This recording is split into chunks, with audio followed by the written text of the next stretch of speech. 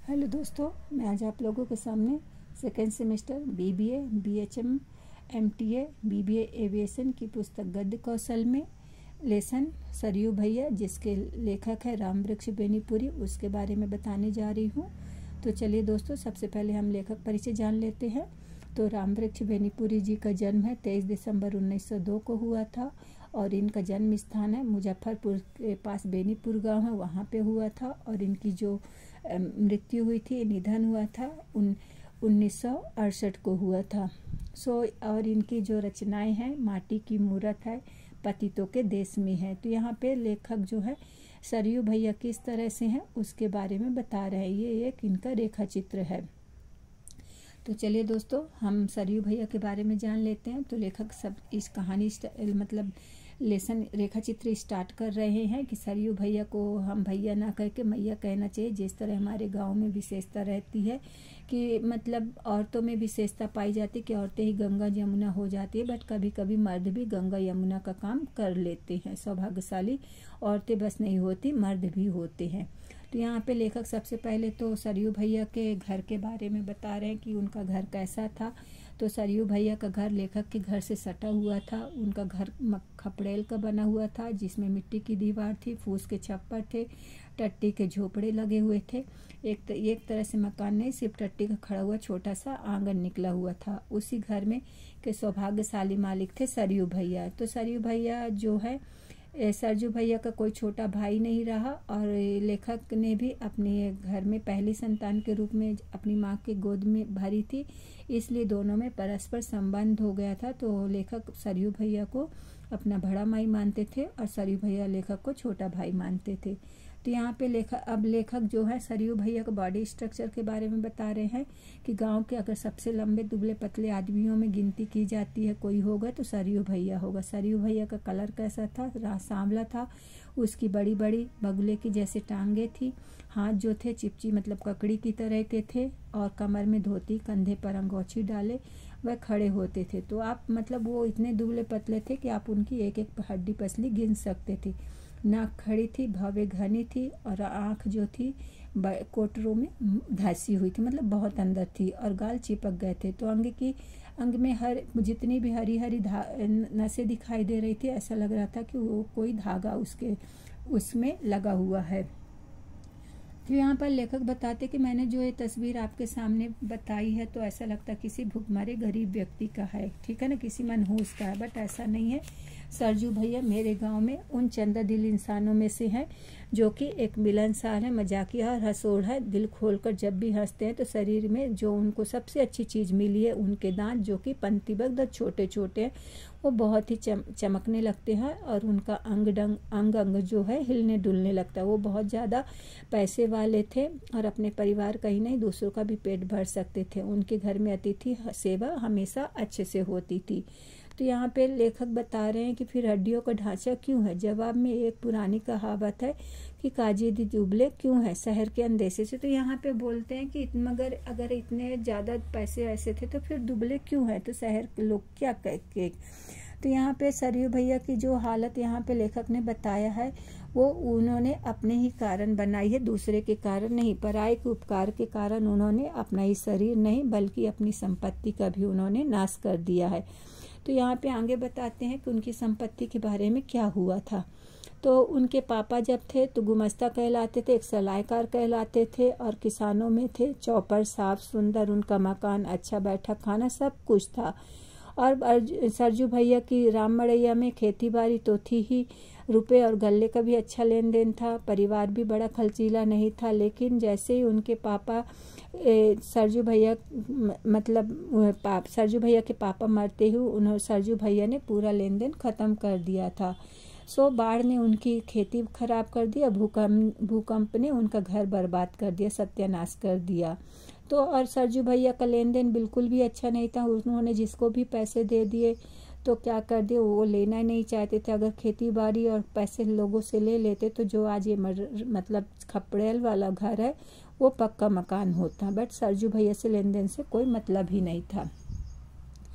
अब लेन देन में अगर जिसे कहें तो लेखक आगे बताते लेन देन का मतलब है सूदखोरी। सूदखोरी मतलब ब्याज पे पैसे देना। तो यहाँ पे लेखक बता रहे हैं सरजू भैया के बारे में कि सरजू भैया जो है जोक और कीलर और चीलर नहीं बन सकता था, जो कि काली जोक लाल खटमल का स्वतंत्र एक अपना इंडिपेंडेंट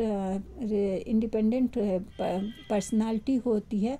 उसका खून चूस कर वो हम उसका खून चूसना तो महसूस करते हैं, बट वो क्या करते हैं, चीलर गंदे कपड़े में उन्हीं के जैसा मैला कुचैला रंग लिए चूसता रहता, अपने रंग बदल देता है। तो हम उसका चूसन तो अनुभव करते हैं, बट थोड़ी सी सुगबुगाहट के साथ उससे हटा देते हैं, उसे पकड़ में लाने नहीं पाते। इसीलिए सरजू भैया जो है किसी का चीलन ना बन सके, मतलब किसी का जू नहीं बन सके कि उसके जैसा वो बन सके। वो जैसे थे वैसे ही थे। उनके इस लंबे शरीर में जो हृदय मिला था वह शरीर के परिणाम से ही था। जो भी दुखिया आया उनके पास अपनी समस्या बताई, विपत्ति समझाई, तो जिस तरह से देवता प्रसन्न होकर सब जो भी मांगो दे देता, उसी तरह से सरजू भैया भी उनके पास जो भी अपनी समस्या सुनाता था उनको प्रसन्न होकर वो दे देते थे, और अपना पैसा तो मांगने को छोड़ो उल्टा और भी पैसा दे देते थे। तो इस तरह से उन्होंने खुद हाथ पैर उल्टे, अब वो खुद हाथ पैर में व्यस्त रहते हैं।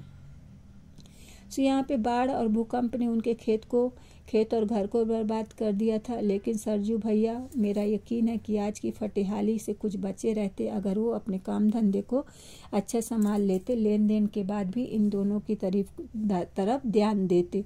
तो उन्होंने जिसको दिया तो उन्होंने नहीं लिया। इसका मतलब ये नहीं है कि सरजू भैया लेजी थे या वो एकदम बुद्धू आदमी थे, ऐसा नहीं था। वो बहुत ही ज़्यादा अच्छे, फुर्तीले और कामकाजी इंसान थे। तो लेखक आगे बताते हैं कि किस तरह से वो लोगों की मदद करते हैं। तो ये 1-2 एग्जाम्पल बताते हैं कि गंगाबाई के घर में बच्चा बीमार हुआ है, वेद को कौन बुलाने जाएगा? सरजू भैया। हृदय को बाजार से सौदा लेने जाना है तो कौन जाएगा? सरजू भैया जाएगा। और राजकुमार के मामा जी गांव में बीमार पड़े हैं तो कौन जाएगा? सरजू भैया जाएगा। अगर कोई मर मुरा गया है तो कौन उसके कफन के लिए कपड़े लेने जाएगा? रात बिरात में सरजू भैया जाएंगे। तो और किसी की रजिस्ट्री कराना है तो उसका गवाह कौन बनेगा? सरजू भैया बनेगा। इस तरह से चाहे आधी रात हो चाहे दोपहर हो, किसी भी समय हो, उन्होंने सबकी मदद किया। इसके कारण से उन्होंने घर का ही नहीं, खेत का भी नहीं, सबका मटिया मेट कर दिया। तो यहाँ पे लेखक बताते विक्टर ह्यूगो ने अपनी अमर कृति ला मिजरेबल में कहा था कि डॉक्टर का दरवाज़ा कभी बंद नहीं रहता और पादरी का फाटक भी कभी हमेशा खुला रहता। तो इसलिए सरजू भैया को पादरी का और डॉक्टर का दोनों का खिताब मिल गया था। तो लेखक अब अपनी ओपिनियन बताते कि मेरे विचार से सरजू भैया का जो व्यक्तित्व है, पर्सनालिटी है, हमें पालने के लिए, हमको उनका बंधन करने के लिए, अनुसरण करने के लिए और पालन करने के लिए पूजनीय है। तो लेखक बोलते हैं कि जब भी मैं अपने मस्तिष्क पर सोचता हूँ और सोचता हूँ कि कितने अच्छे, तो हमेशा मेरी श्रद्धा से उनके पैरों, मेरा जो सिर है उनके चरणों में झुक जाता है। बट मैं ये आगे सोचता हूँ कि इस जो इतना अच्छा हृदय वाला व्यक्ति है उसकी इज्जत कहाँ पे होगी? लोग इसके साथ सुधुआ समझ के, मतलब सीधे सामने समझ के कहीं इसको ठग तो नहीं लेंगे। तो यहाँ पे लेखक आगे अपनी एक चीज़ बताते हैं कि यदि यही बात होती तो पर्दाज भी की जाती थी, बट लोग उनको कैसे बीच बीच में झगड़े में फंसा देते थे, झगड़ते रहते थे, और अकस्मात जब सरजू भैया उसमें पड़ जाते थे तो वो छोड़कर चले जाते थे। तो यहाँ पे लेखक अपना एक एक्सपीरियंस बता रहे होते हैं कि एक दिन की बात है, सरजू भैया, मैं कुछ पढ़ाई कर रहा था तो सरजू अचानक आकर मेरे पास रुक गया। मैं अपना लिखाई का काम कर रहा था और वो उसकी तरफ नहीं देखे और बोले कि बैठो, ठीक है ना। बट सरजू भैया नहीं बैठे, 2 बार बोले तो भी नहीं बैठे। तब लेखक ने आंखें ऊपर सिर करके देखा तो सरजू भैया से आंखों से आंसू आ रहे हैं। तो उन्होंने पूछा क्या हुआ? तब उन्होंने जो बात बताई तो उसको सुनकर लेखक बहुत ज़्यादा सन्ने रह गए। तो ये वह बहुत आश्वासन देकर उन्हें घर बेचकर जीभ हिली कि ऐसा ऐसा हुआ है। तो जो घटना हमेशा होती रहे, छोटी सी घटना हो गई, जैसी घटनाएं गांव में मैंने कई बार देखी, लेखक ने देखी है।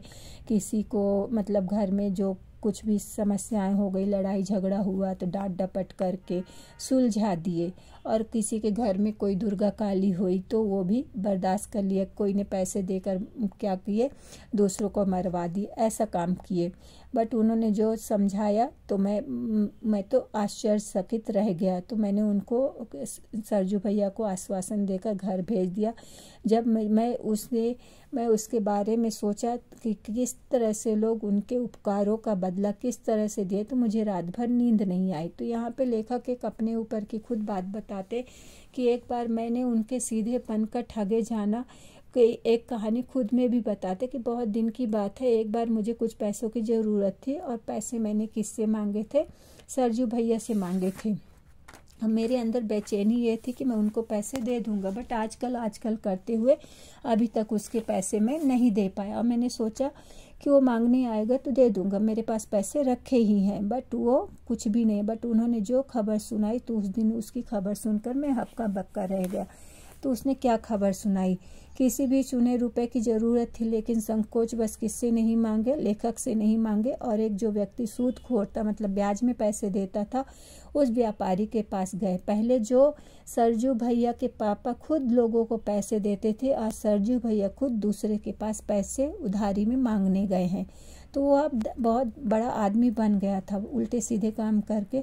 तो उसने तुरंत पैसे निकाल दिए और जब वो पैसे चलने के लिए हुआ तब वो महाजन बोलता, सेठ बोलता है कि कुछ तो सबूत चाहिए ना कि क्या है। तो यहाँ पे सरजू भैया बोलते मैं तैयार हूँ सर, क्योंकि सरजू भैया अपने जो वो अंगोछी होती है उस पर रुपया बांध चुके थे। तो बोले कुछ नहीं, तुम्हें कहा ये अंगूठा बस लगाना, निशान बस लगाना है।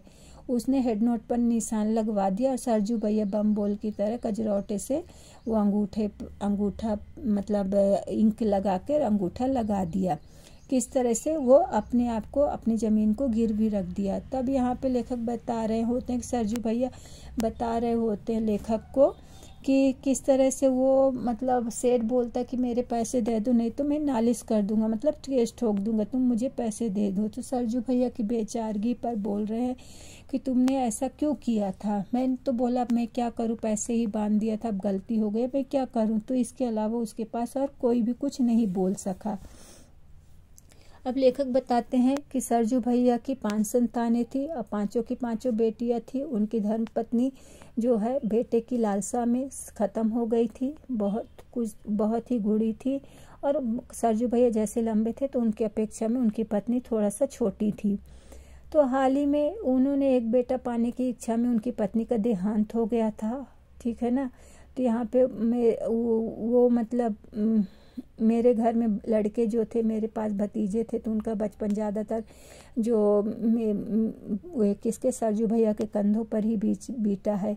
तो सारी बेटियां कहाँ हो गई, अपनी अपनी ससुराल चली गई। तो यहाँ पे एक पुश्तैनी घर जो था, जो पापा का था, तो वो अब खंडहर बन चुका है। तो सरजू भैया की निशानी हमारे पास कुछ रहेगी कि नहीं रहेगी, ये सोचकर हमारे पड़ोस को गुलजार करेगी कि नहीं करेगी, ये कल्पना करते हमारे परिवार भर में अजीब उदासी छा जाती। तो उनकी पत्नी की मृत्यु के बाद मैंने अपनी मौसी से कहा कि अरे सरजू भाई बबुआ की अभी उम्र ही क्या है, तुम्हारे से थोड़ा सा 4 बरस ही तो बड़े होंगे, फिर दूसरी शादी ना कर लें, क्या वंश डुबो देगा। इस तरह से देखा तो मेरी जो बीबी है रानी, वो सरजू भैया से झगड़े कर रही थी कि भैया आप दूसरी शादी क्यों करनी ही पड़ेगी, दूसरी शादी क्यों नहीं करते हो। तब यहाँ पे सरजू भैया आंसर देते हैं कि मैं शादी तो करूँ जिससे शर्मा जी को क्या है नई भौजाई मिल जाए, दिन रात बातें करने के लिए, मजाक करने के लिए। और मुझे देखते ही सरजू भैया बोले थे और फिर बहुत तेज से ठा कर हंसने लगे। मेरी रानी थोड़ी सी उनकी बात से सकुचा गई और फिर हम दोनों भी हंस पड़े। इस तरह से सरजू भैया का जो चरित्र था, रेखा चित्र था, लोगों की मदद करने के कारण वो अपने आप को गरीब बना लिए थे। सो दोस्तों, आप लोगों को ये रेखा चित्र कैसा लगा ज़रूर कमेंट्स करिए, बताइएगा। सब्सक्राइब करते रहिए, लाइक करते रहिए। धन्यवाद।